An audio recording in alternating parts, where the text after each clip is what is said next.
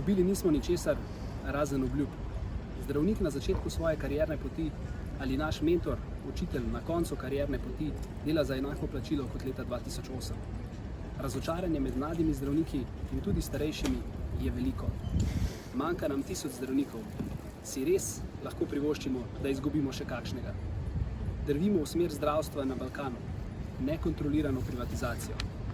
Vsi, ki vztrajamo v javnem zdravstvenem sistemu, smo tukaj zato, ker nam zdravje in zdravstvo predstavljata dragocenost.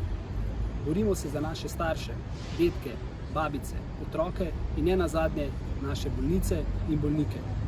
Nismo mi tisti, ki vodimo zdravstveni sistem. Obljube in zaveze so vam in nam dali politiki. Zakaj ne verjamemo obljubam države?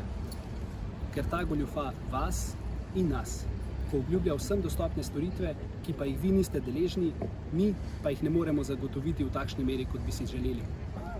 In ker ne bi bilo prvič, da bi nas kakšna vlada prenesla okoli, čeprav smo mladi, nismo od včeraj.